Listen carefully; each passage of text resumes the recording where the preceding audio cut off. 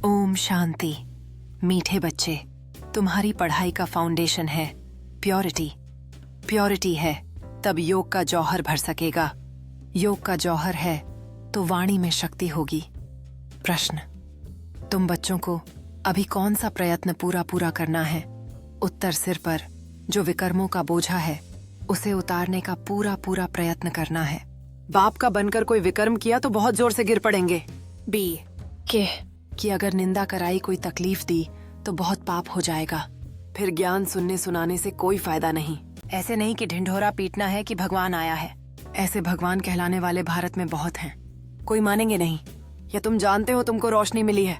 अच्छा, मीठे मीठे सिकीलधे बच्चों, प्रति मात पिता बाप दादा का याद, प्यार और गुड मॉर्निंग। रूहानी बाप की रूहानी बच्चों को नमस्ते।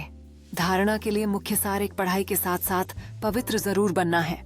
ऐसा लायक व सपूत बच्चा बन सर्विस का सबूत देना है। श्रीमत पर स्वयं को श्रेष्ठ बनाना है। दो स्थूल धन भी व्यर्थ नहीं गंवाना है। पतितों को दान नहीं करना है। ज्ञान धन भी पात्र को देखकर देना है। वरदान, पुराने संस्कारों का अग्नि संस्कार करने वाले सच्चे मरजीवा भव जैसे मरने के बाद शरीर का संस्कार करते हैं तो नाम रूप समाप्त हो जाता है।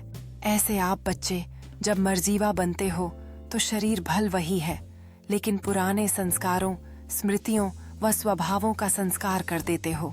संस्कार किया हुआ मनुष्य फिर से सामने आए तो उसको भूत कहा जाता है।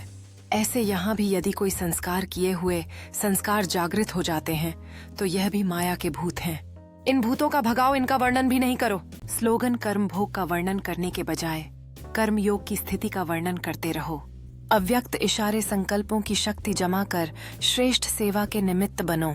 जैसे राजा स्वयं कोई कार्य नहीं करता कराता है। करने वाले राज्य कारोबारी अलग होते हैं। अगर राज्य कारोबारी ठीक नहीं होते तो राज्य डगमग हो जाता है। ऐसे आत्मा भी करावनहार है। करनहार ये विशेष त्रिमूर्ति शक्तियां मन, बुद्धि और संस्कार हैं। पहले इनके ऊपर रूलिंग पावर हो तो यह साकार कर्मेंद्रियां स्वतः सही रास्ते पर चलेंगी। ओम शांति।